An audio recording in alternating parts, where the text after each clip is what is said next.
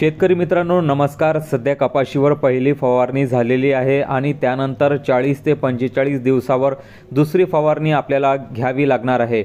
या दुसऱ्या फवारणीत आपल्याला कोणते नियोजन करायचे आहे, कारण कपाशीची वाढ कशा प्रकारे झाली आहे, उभाट झाली असेल तर फुटवे, फांद्या व भरपूर पाती कशी लागतील यावर सुद्धा आपल्याला लक्ष द्यावे लागेल। कपाशीवर कोणते रोग आले आहे व त्यासाठी कोणते कीटकनाशक या दुसऱ्या फवारणीत घ्यायचे आहे। त्यानंतर कपाशी दाट झाली असेल, खाली जमिनीत ओल भरपूर असेल, दमट वातावरणामुळे बुरशीजन्य रोगाचा प्रादुर्भाव वाढला असेल तर कोणते बुरशीनाशक आपल्याला घ्यायचे आहे।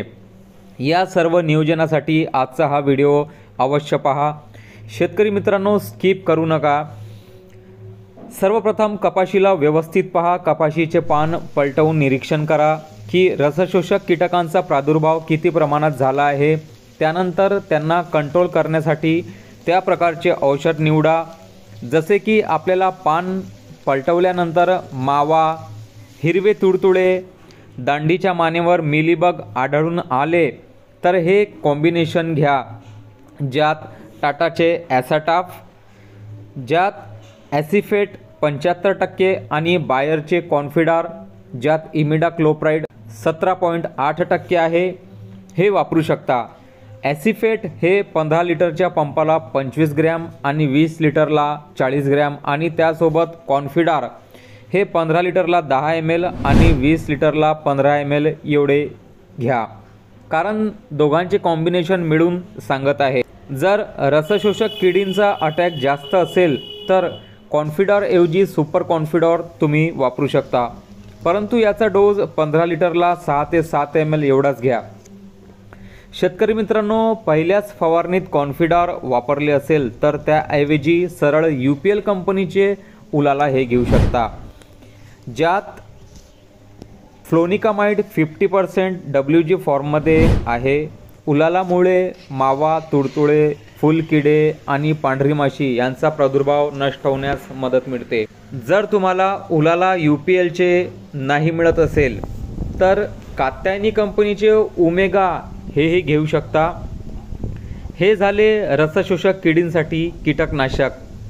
आता कपाशीला भरपूर पाते लागण्यासाठी तिला पोषक अन्नद्रव्यांची गरज भासणार आहे, तर अशा वेळेस अमिनो ॲसिड असलेले टॉनिक, ज्यात सिंजेंटाचे इसाबियॉन, बायरचे ॲम्बिशन, टाटा रॅलिसचे टाटा बहार किंवा ॲग्रिसका फाउंडेशनतर्फे शेतकऱ्यांसाठी माफक दरात उपलब्ध असलेले अमिनो ॲसिड 90% हे तुम्ही मागवू शकता। शेतकरी मित्रांनो ज्यांची कपाशी व्यवस्थित वाढली नसेल, फुटवे, फांद्या ह्या कमी असेल, पाती एकदम कमी असेल, तर अशा वेळेस शेतकरी मित्रांनो त्यांनी स्फुरद हे भरपूर प्रमाणात असलेले 1261-0 अमिनो ॲसिड सोबत द्यावे।